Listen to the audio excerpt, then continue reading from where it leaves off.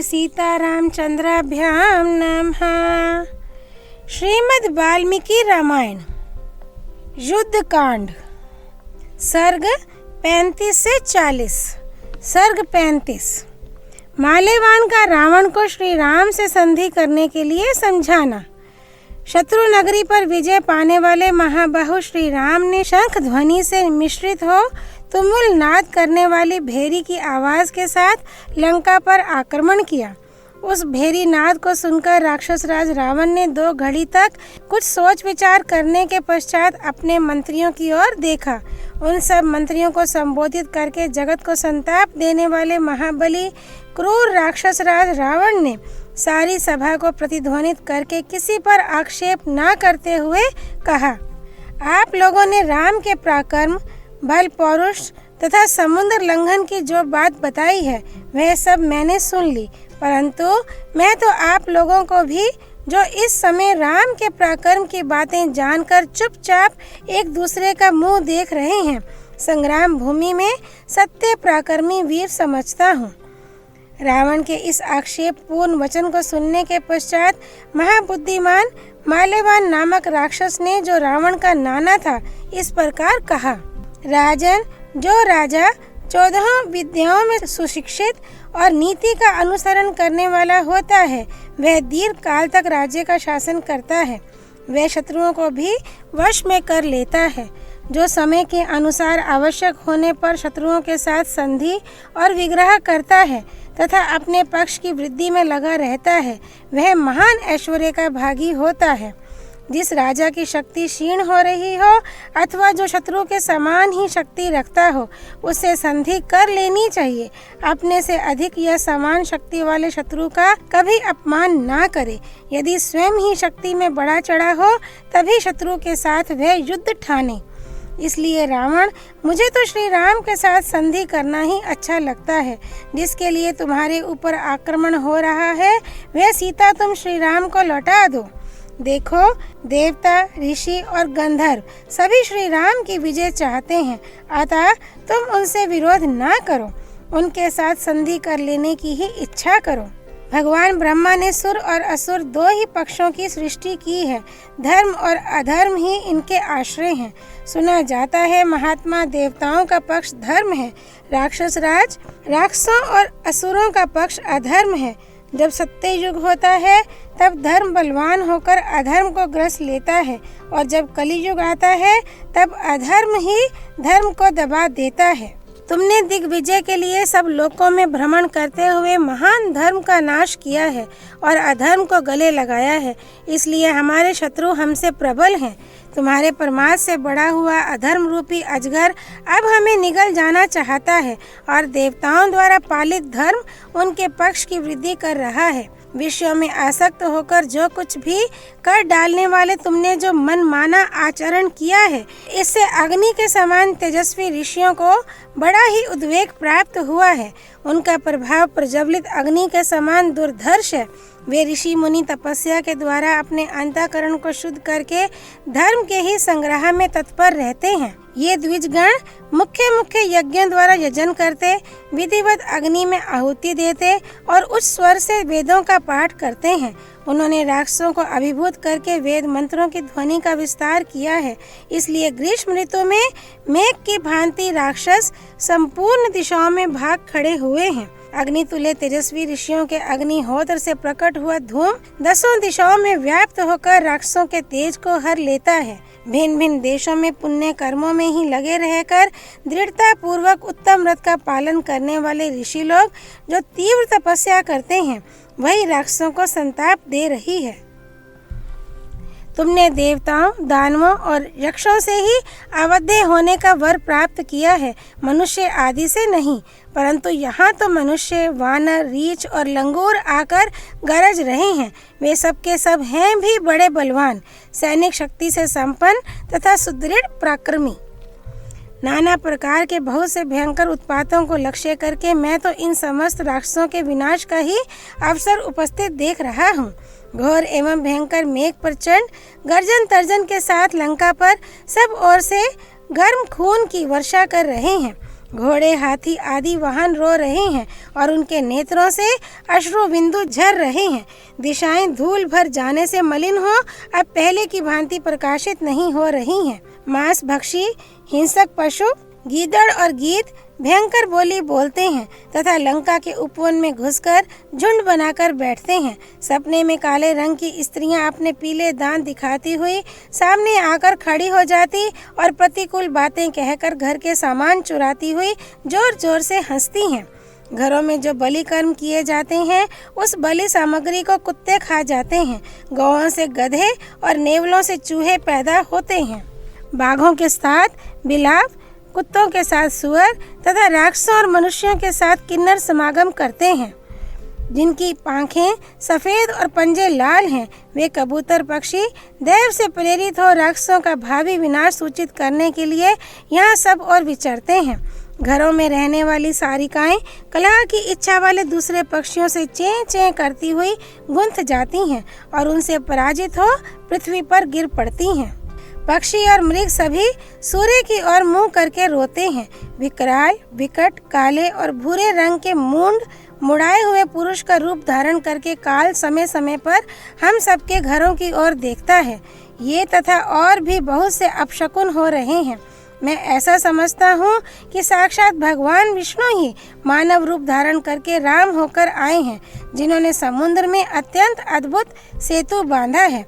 वे दृढ़ पराक्रमी रघुवीर साधारण मनुष्य मात्र नहीं हैं। रावण, तुम नरराज श्री राम के साथ संधि कर लो। श्री राम के अलौकिक कर्मों और लंका में होने वाले उत्पातों को जानकर जो कार्य भविष्य में सुख देने वाला हो उसका निश्चय करके वही करो। ये बात कहकर तथा राक्षस राज रावण के मनोभाव की परीक्षा करके उत्तम मंत्रियों में श्रेष्ठ पौरुषशाली महाबली माल्यवान रावण की ओर देखता हुआ चुप हो गया। श्री वाल्मीकि निर्मित आर्ष रामायण आदि काव्य के युद्ध कांड में 35वां सर्ग पूरा हुआ।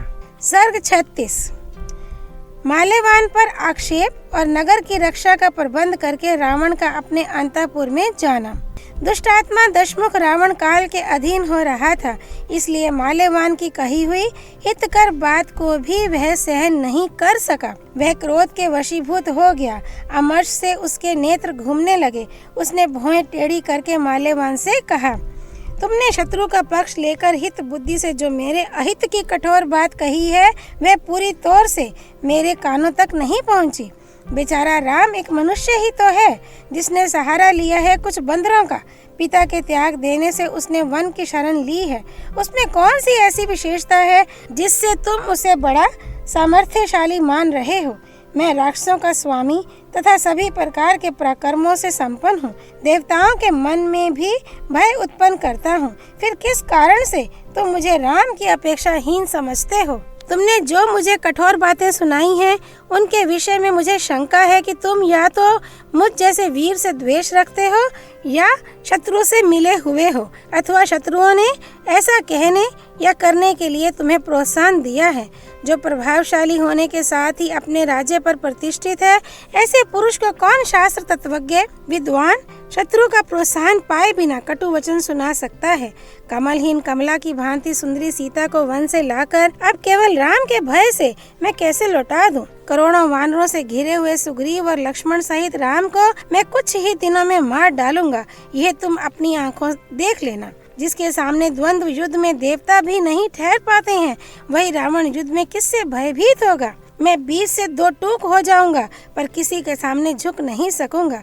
यह मेरा सहज दोष है और स्वभाव किसी के लिए भी दुर्लंघ्य होता है। यदि राम ने दैववश समुद्र पर सेतु बांध लिया तो इसमें विस्मय की कौन बात है जिससे तुम्हें इतना भय हो गया है।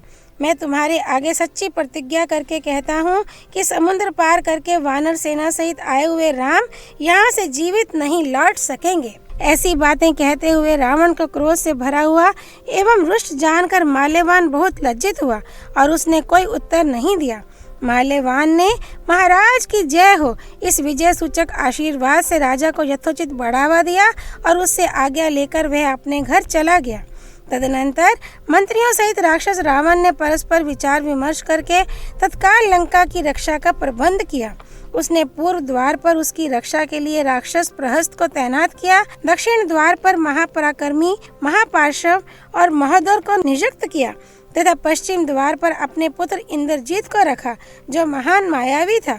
वह बहुत से राक्षसों द्वारा घिरा हुआ था। तदनंतर नगर के उत्तर द्वार पर शुक और सारण को रक्षा के लिए जाने की आज्ञा दे मंत्रियों से रावण ने कहा, मैं स्वयं भी उत्तर द्वार पर जाऊंगा। नगर के बीच की छावनी पर उसने बहुसंख्यक राक्षसों के साथ महान बल पराक्रम से संपन्न राक्षस विरूपाक्ष को स्थापित किया। इस प्रकार लंका में पुरी की रक्षा का प्रबंध करके काल प्रेरित राक्षस शिरोमणि रावण अपने आप को कृतकृत्य मानने लगा। इस तरह नगर के संरक्षण की प्रचुर व्यवस्था के लिए आज्ञा देकर रावण ने सब मंत्रियों को विदा किया और स्वयं भी उनके विजय सूचक आशीर्वाद से सम्मानित हो अपने समृद्धिशाली एवं विशाल अंतःपुर में चला गया। श्री वाल्मीकि निर्मित आर्ष रामायण आदि काव्य के युद्ध कांड में 36वां सर्ग पूरा हुआ। सर्ग 37। विभीषण का श्री राम से रावण द्वारा किए गए लंका की रक्षा के प्रबंध का वर्णन तथा श्री राम द्वारा लंका के विभिन्न द्वारों पर आक्रमण करने के लिए अपने सेनापतियों की नियुक्ति। शत्रु के देश में पहुंचे हुए नरराज श्री राम, सुमित्रा कुमार लक्ष्मण, वानरराज सुग्रीव, वायुपुत्र हनुमान, ऋक्षराज जाम्बवान, राक्षस विभीषण, वालीपुत्र अंगद, शरभ, बंधु बांधवों सहित सुषेण, मैंद, द्विविद, गज, गवाक्ष, कुमुद, नल और पन्नस ये सब आपस में मिलकर विचार करने लगे। यही वह लंकापुरी दिखाई देती है जिसका पालन रावण करता है। असुर, नाग और गंधर्वों सहित संपूर्ण देवताओं के लिए भी इस पर विजय पाना अत्यंत कठिन है। राक्षस राज रावण इस पुरी में सदा निवास करता है। अब आप लोग इस पर विजय पाने के उपायों का निर्णय करने के लिए परस्पर विचार करें। उन सबके इस प्रकार कहने पर रावण के छोटे भाई विभीषण ने संस्कार युक्त पद और प्रचुर अर्थ से भरी हुई वाणी में कहा, मेरे मंत्री अनल, पनस, संपाति और प्रमति ये चारों लंकापुरी में जाकर फिर यहाँ लौट आए हैं। ये सब लोग पक्षी का रूप धारण करके शत्रु की सेना में गए थे और वहाँ जो व्यवस्था की गई है उसे अपनी आंखों देखकर फिर यहाँ उपस्थित हुए हैं। श्री राम, इन्होंने दुरात्मा रावण के द्वारा किए गए नगर रक्षा के प्रबंध का जैसा वर्णन किया है उसे मैं ठीक ठीक बताता हूँ, आप वह सब मुझसे सुनिए। सेना सहित प्रहस्त नगर के पूर्व द्वार का आश्रय लेकर खड़ा है। महापराक्रमी महापार्श्व और महोदर दक्षिण द्वार पर खड़े हैं। बहुसंख्यक राक्षसों से घिरा हुआ इंद्रजीत नगर के पश्चिम द्वार पर खड़ा है। उसके साथ ही राक्षस पटिश, खड्ग, धनुष, शूल और मुदगर आदि अस्त्र शस्त्र हाथों में लिए हुए हैं। नाना प्रकार के आयुध धारण करने वाले शूरवीरों से घिरा हुआ वह रावण कुमार पश्चिम द्वार की रक्षा के लिए डटा है। स्वयं मंत्रवेता रावण, शुक, सारण आदि कई सहस्त्र शस्त्रधारी राक्षसों के साथ नगर के उत्तर द्वार पर सावधानी के साथ खड़ा है। वह मन ही मन अत्यंत उद्विग्न जान पड़ता है।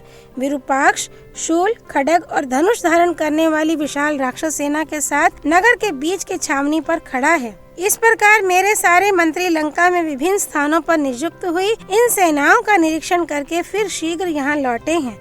रावण की सेना में 10,000 हाथी, 10,000 रथ, 20,000 घोड़े और 1 करोड़ से भी ऊपर पैदल राक्षस हैं। वे सभी बड़े वीर, बल पराक्रम से संपन्न और युद्ध में आतताई हैं। ये सभी निशाचर राक्षस राज रावण को सदा ही प्रिय हैं। प्रजानाथ, इनमें से एक एक राक्षस के पास युद्ध के लिए 10-10 लाख का परिवार उपस्थित है। महाबाहु विभीषण ने मंत्रियों द्वारा बताए गए लंका विषयक समाचार को इस प्रकार बताकर उन मंत्री स्वरूप राक्षसों को भी श्री राम से मिलाया और उनके द्वारा लंका का सारा वृतांत पुनः उनसे कहलाया। तदनंतर रावण के छोटे भाई श्रीमान विभीषण ने कमल नयन श्री राम से उनका प्रिय करने के लिए स्वयं भी ये उत्तम बात कही। श्री राम, जब रावण ने कुबेर के साथ युद्ध किया था उस समय 60 लाख राक्षस उसके साथ गए थे। वे सबके सब बल, पराक्रम, तेज, धैर्य की अधिकता और दर्प की दृष्टि से दुरात्मा रावण के ही समान थे। मैंने जो रावण की शक्ति का वर्णन किया है इसको लेकर ना तो आपको अपने मन में दीनता लानी चाहिए और ना मुझ पर रोष ही करना चाहिए। मैं आपको डराता नहीं, शत्रु के प्रति आपके क्रोध को उभार रहा हूँ, क्योंकि आप अपने बल पराक्रम द्वारा देवताओं का भी दमन करने में समर्थ हैं। इसलिए आप इस वानर सेना का व्यू बनाकर ही विशाल चतुरंगनी सेना से घिरे हुए रावण का विनाश कर सकेंगे। विभीषण के ऐसी बात कहने पर भगवान श्री राम ने शत्रुओं को परास्त करने के लिए इस प्रकार कहा। बहुसंख्यक वानरों से घिरे हुए कपिश्रेष्ठ नील पूर्व द्वार पर जाकर प्रहस्त का सामना करें। विशाल वाहिनी से युक्त वाली कुमार अंगद दक्षिण द्वार पर स्थित हो महापार्श्व और महोदर के कार्य में बाधा दें। पवन कुमार हनुमान अप्रमेय आत्म बल से संपन्न हैं। ये बहुत से वानरों के साथ लंका के पश्चिम फाटक में प्रवेश करें। दैत्यों, दानव समूहों तथा महात्मा ऋषियों का अपकार करना ही जिसे प्रिय लगता है, जिसका स्वभाव शुद्र है, जो वरदान की शक्ति से संपन्न है और प्रजाजनों को संताप देता हुआ संपूर्ण लोकों में घूमता रहता है, उस राक्षस राज रावण के वध का दृढ़ निश्चय लेकर मैं स्वयं ही सुमित्रा कुमार लक्ष्मण के साथ नगर के उत्तर फाटक पर आक्रमण करके उसके भीतर प्रवेश करूंगा, जहां सेना सहित रावण विद्यमान है। बलवान वानर राज सुग्रीव, ऋषियों के पराक्रमी राजा जामवन तथा राक्षस राज रावण के छोटे भाई विभीषण, ये लोग नगर के बीच के मोर्चे पर आक्रमण करें। वानरों को युद्ध में मनुष्य का रूप नहीं धारण करना चाहिए। इस युद्ध में वानरों की सेना का हमारे लिए यही संकेत या चिन्ह होगा। इस स्वजन वर्ग में वानर ही हमारे चिन्ह होंगे। केवल हम 7 व्यक्ति ही मनुष्य रूप में रहकर शत्रुओं के साथ युद्ध करेंगे। मैं अपने महातेजस्वी भाई लक्ष्मण के साथ रहूंगा और ये मेरे मित्र विभीषण अपने 4 मंत्रियों के साथ 5वें होंगे। इस प्रकार हम 7 व्यक्ति मनुष्य रूप में रहकर युद्ध करेंगे। अपने विजय रूपी प्रयोजन की सिद्धि के लिए विभीषण से ऐसा कहकर बुद्धिमान भगवान श्री राम ने सुवेल पर्वत पर चढ़ने का विचार किया। सुवेल पर्वत का तट प्रांत बड़ा ही रमणीय था। उसे देखकर उन्हें बड़ी प्रसन्नता हुई। तदनंतर महामना महात्मा श्री राम अपनी विशाल सेना के द्वारा वहां की सारी पृथ्वी को आच्छादित करके शत्रुवध का निश्चय किए बड़े हर्ष और उत्साह से लंका की ओर चले। श्री वाल्मीकि निर्मित आर्ष रामायण आदि काव्य के युद्ध कांड में 37वां सर्ग पूरा हुआ। सर्ग 38। श्री राम का प्रमुख वानरों के साथ सुवेल पर्वत पर चढ़कर वहां रात में निवास करना। सुवेल पर्वत पर चढ़ने का विचार करके जिनके पीछे लक्ष्मण जी चल रहे थे, वे भगवान श्री राम सुग्रीव से और धर्म के ज्ञाता, मंत्रवेता, विधिज्ञ एवं अनुरागी निशाचर विभीषण से भी उत्तम एवं मधुर वाणी में बोले। मित्रों, ये पर्वतराज सुवेल सैकड़ों धातुओं से भली भांति भरा हुआ है। हम सब लोग इस पर चढ़ें और आज की इस रात में यहीं निवास करें। यहाँ से हम लोग उस राक्षस के निवास भूत लंकापुरी का भी अवलोकन करेंगे, जिस दुरात्मा ने अपनी मृत्यु के लिए ही मेरी भार्या का अपहरण किया है, जिसने ना तो धर्म को जाना है, ना सदाचार को ही कुछ समझा है और ना कुल का ही विचार किया है। केवल राक्षसोचित नीच बुद्धि के कारण ही वह निंदित कर्म किया है। उस नीच राक्षस का नाम लेते ही उस पर मेरा रोष जाग उठता है। केवल उसी अधम निशाचर के अपराध से मैं समस्त राक्षसों का वध देखूंगा। काल के पाश में बंधा हुआ एक ही पुरुष पाप करता है, किंतु उस नीच के अपने ही दोष से सारा कुल नष्ट हो जाता है। इस प्रकार चिंतन करते हुए ही श्री राम रावण के प्रति कुपित हो विचित्र शिखर वाले सुवेल पर्वत पर निवास करने के लिए चढ़ गए। उनके पीछे लक्ष्मण भी महान पराक्रम में तत्पर एवं एकाग्रचित हो धनुष बाण लिए उस पर्वत पर आरूढ़ हो गए। तत्पश्चात सुग्रीव, मंत्रियों सहित विभीषण, हनुमान, अंगद, नील, मैंद, द्विविद, गज, गवाक्ष, गवे, शरभ, गंधमादन, पनस, कुमुद, हर, युद्धपति रंभ, जाम्बवान, सुषेण, महामती ऋषभ, महातेजस्वी दुर्मुख तथा कपिवर शतवली, ये और दूसरे भी बहुत से शीघ्रगामी वानर जो वायु के समान वेग से चलने वाले तथा पर्वतों पर ही विचरने वाले थे, उस सुवेल गिरी पर चढ़ गए। सुवेल पर्वत पर जहाँ श्री रघुनाथ जी विराजमान थे, वे सैकड़ों वानर थोड़ी ही देर में चढ़ गए और चढ़कर सब और विचरने लगे। उन वानर युद्धपतियों ने सुवेल पर्वत के शिखर पर खड़े हो उस सुंदर लंकापुरी का निरीक्षण किया, जो आकाश में ही बनी हुई सी जान पड़ती थी। उसके फाटक बड़े मनोहर थे। उत्तम परकोटे उस नगरी की शोभा बढ़ाते थे तथा वे पूरी राक्षसों से भरी पूरी थी।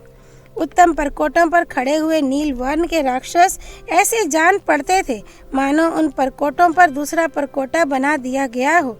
उन श्रेष्ठ वानरों ने वह सब कुछ देखा। युद्ध की इच्छा रखने वाले राक्षसों को देखकर वे सब वानर श्री राम के देखते देखते नाना प्रकार से सिंहनाद करने लगे। तदनंतर संध्या की लाली से रंगे हुए सूर्यदेव अस्ताचल को चले गए और पूर्ण चंद्रमा से प्रकाशित उजेली रात वहां सब ओर छा गई। तत्पश्चात विभीषण द्वारा सादर सम्मानित हो वानर सेना के स्वामी श्री राम ने अपने भाई लक्ष्मण और युद्धपतियों के समुदाय के साथ सुवेल पर्वत के पृष्ठ भाग पर सुखपूर्वक निवास किया। श्री वाल्मीकि निर्मित आर्ष रामायण आदि काव्य के युद्ध कांड में 38वां सर्ग पूरा हुआ। सर्ग 39 वानरों सहित श्री राम का सुवेल शिखर से लंकापुरी का निरीक्षण करना। वानर युद्धपतियों ने वह रात उस सुवेल पर्वत पर ही बिताई और वहां से उन वीरों ने लंका के वन और उपवन भी देखे। वे बड़े ही चौरस, शांत, सुंदर, विशाल और विस्तृत थे तथा देखने में अत्यंत रमणीय जान पड़ते थे। उन्हें देखकर उन सब वानरों को बड़ा विस्मय हुआ। चंपा, अशोक, बकुल, शाल और ताल वृक्षों से व्याप्त, तमाल वन से आच्छादित और नाग केसरों से आवृत लंकापुरी हिंताल, अर्जुन, नीप, कदम, खिले हुए चितवन, तिलक, कनेर तथा पाटल आदि नाना प्रकार के दिव्य वृक्षों से, जिनके अग्रभाग फूलों के भार से लदे थे तथा जिन पर लता बलरियां फैली हुई थीं, इंद्र की अमरावती के समान शोभा पाती थी। विचित्र फूलों से युक्त लाल कोमल पल्लवों, हरी हरी घासों तथा विचित्र वन श्रेणियों से भी उस पुरी की बड़ी शोभा हो रही थी। जैसे मनुष्य आभूषण धारण करते हैं, उसी प्रकार वहाँ के वृक्ष सुगंधित फूल और अत्यंत रमणीय फल धारण करते थे। चैत्र रथ और नंदन वन के समान वहाँ का मनोहर वन सभी ऋतुओं में भ्रमरों से व्याप्त हो रमणीय शोभा धारण करता था। दात्यूह, कोयष्टी, बक और नाचते हुए मोर उस वन को सुशोभित करते थे। वन में झरनों के आसपास कोकिल की कूक सुनाई पड़ती थी। लंका के वन और उपवन नित्य मतवाले विहंगमों से विभूषित थे। वहाँ वृक्षों की डालियों पर भौरे मंडराते रहते थे। उनके प्रत्येक खंड में कोकिलाएं कुहू कुहू बोला करती थी। पक्षी चहचहाते रहते थे। भृंगराज के गीत मुखरित होते थे। कुरर के शब्द गूंजा करते थे। कोणालक के कलरव होते रहते थे तथा सारसों की स्वर लहरी सब और छाई रहती थी। कुछ वानर वीर उन वनों और उपवनों में घुस गए। वे सभी वीर वानर इच्छानुसार रूप धारण करने वाले, उत्साही और आनंद मगन थे। उन महातेजस्वी वानरों के वहां प्रवेश करते ही फूलों के संसर्ग से सुगंधित तथा घ्राणेंद्रिय को सुख देने वाली मंद वायु चलने लगी। दूसरे बहुत से युद्धपति उन वानर वीरों के समूह से निकलकर सुग्रीव की आज्ञा ले ध्वजा पताकाओं से अलंकृत लंकापुरी में गए। गरजने वाले लोगों में से श्रेष्ठ वे वानर वीर अपने सिंहनाद से पक्षियों को डराते, मृगों और हाथियों के हर्ष छीनते तथा लंका को कंपित करते हुए आगे बढ़ रहे थे। वे महान वेगशाली वानर पृथ्वी को जब चरणों से दबाते थे, उस समय उनके पैरों से उठी हुई धूल सहसा ऊपर को उड़ जाती थी। वानरों के उस सिंहनाद से त्रस्त एवं भयभीत हुए रीछ, सिंह, भैंसे, हाथी, मृग और पक्षी दसों दिशाओं की ओर भाग गए। त्रिकुट पर्वत का एक शिखर बहुत ऊंचा था। वह ऐसा जान पड़ता था मानो स्वर्गलोक को छू रहा हो। उस पर सब और पीले रंग के फूल खिले हुए थे, जिनसे वह सोने का सा जान पड़ता था। उस शिखर का विस्तार 100 योजन था। वह देखने में बड़ा ही सुंदर, स्वच्छ, स्निग्ध, कांतिमान और विशाल था। पक्षियों के लिए भी उसकी चोटी तक पहुंचना कठिन होता था। लोग त्रिकूट के उस शिखर पर मन के द्वारा चढ़ने की कल्पना भी नहीं कर सकते थे, फिर क्रिया द्वारा उस पर आरूढ़ होने की तो बात ही क्या है। रावण द्वारा पालित लंका त्रिकूट के उसी शिखर पर बसी हुई थी। वह पूरी 10 योजन चौड़ी और 20 योजन लंबी थी। सफेद बादलों के समान ऊंचे ऊंचे गोपुर तथा सोने और चांदी के परकोटे उसकी शोभा बढ़ाते थे। जैसे ग्रीष्म के अंतकाल वर्षा ऋतु में घनीभूत बादल आकाश की शोभा बढ़ाते हैं, उसी प्रकार प्रासादों और विमानों से लंकापुरी अत्यंत सुशोभित हो रही थी। उस पुरी में सहस्त्र खंभों से अलंकृत एक चैत्य प्रासाद था, जो कैलाश शिखर के समान दिखाई देता था। वह आकाश को मापता हुआ सा जान पड़ता था। राक्षस राज रावण का वह चैत्य प्रसाद लंकापुरी का आभूषण था। कई सौ राक्षस रक्षा के सभी साधनों से संपन्न होकर प्रतिदिन उसकी रक्षा करते थे। इस प्रकार वह पूरी बड़ी ही मनोहर, सुवर्णमयी, अनेकानेक पर्वतों से अलंकृत, नाना प्रकार की विचित्र धातुओं से चित्रित और अनेक उद्यानों से सुशोभित थी। भांति भांति के विहंगम वहाँ अपनी मधुर बोली बोल रहे थे। नाना प्रकार के मृग आदि पशु उसका सेवन करते थे।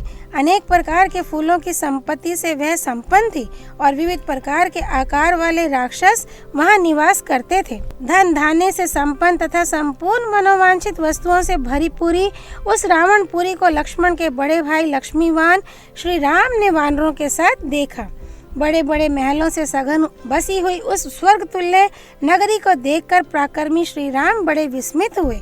इस प्रकार अपनी विशाल सेना के साथ श्री रघुनाथ जी ने अनेक प्रकार के रत्नों से पूर्ण, तरह तरह की रचनाओं से सुसज्जित, ऊंचे ऊंचे महलों की पंक्ति से अलंकृत और बड़े बड़े यंत्रों से युक्त मजबूत किवाड़ों वाली वह अद्भुत पुरी देखी। श्री वाल्मीकि निर्मित आर्ष रामायण आदि काव्य के युद्ध कांड में 39वां सर्ग पूरा हुआ।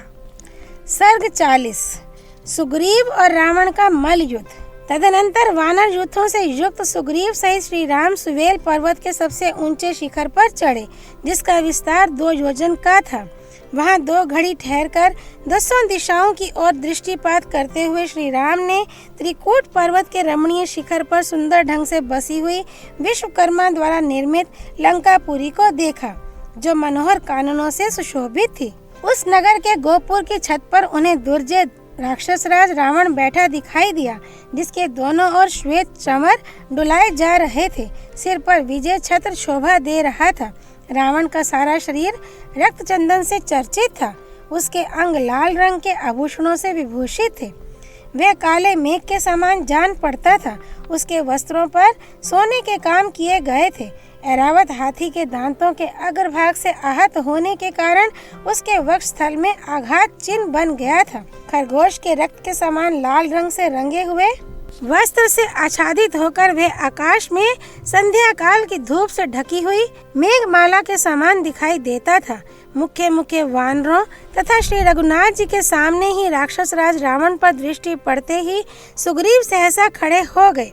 वे क्रोध के वेग से युक्त और शारीरिक एवं मानसिक बल से प्रेरित हो सुवेल के शिखर से उठकर उस गोपुर की छत पर कूद पड़े। वहां खड़े होकर वे कुछ देर तो रावण को देखते रहे, फिर निर्भय चित्त से उस राक्षस को तिनके के समान समझकर वे कठोर वाणी में बोले, राक्षस, मैं लोकनाथ भगवान श्री राम का सखा और दास हूँ। महाराज श्री राम के तेज से आज तू मेरे हाथ से छूट नहीं सकेगा।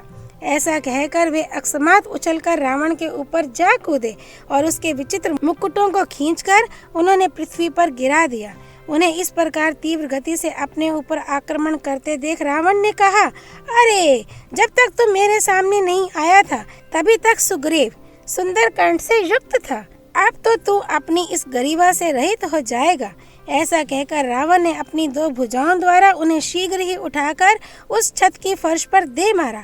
फिर वानरराज सुग्रीव ने भी गेंद की तरह उछलकर रावण को दोनों भुजाओं से उठा लिया और उसी फर्श पर जोर से पटक दिया। फिर तो वे दोनों आपस में गुंथ गए। दोनों के ही शरीर पसीने से तर और खून से लथपथ हो गए तथा दोनों ही एक दूसरे की पकड़ में आने के कारण निश्चेष्ट होकर खिले हुए सेमल और पलाश नामक वृक्षों के समान दिखाई देने लगे। राक्षस राज रावण और वानरराज सुग्रीव दोनों ही बड़े बलवान थे, अतः दोनों घूंसे, थप्पड़, कोहनी और पंजों की मार के साथ बड़ा असह्य युद्ध करने लगे। गोपुर के चबूतरे पर बहुत देर तक भारी मल्लयुद्ध करके वे भयानक वेग वाले दोनों वीर बार बार एक दूसरे को उछालते और झुकाते हुए पैरों को विशेष दाम पेंच के साथ चलाते चलाते उस चबूतरे से जा लगे। एक दूसरे को दबाकर परस्पर सटे हुए शरीर वाले वे दोनों योद्धा किले के परकोटे और खाई के बीच में गिर गए। वहां हाँफते हुए 2 घड़ी तक पृथ्वी का आलिंगन किए पड़े रहे। तत्पश्चात उछलकर खड़े हो गए।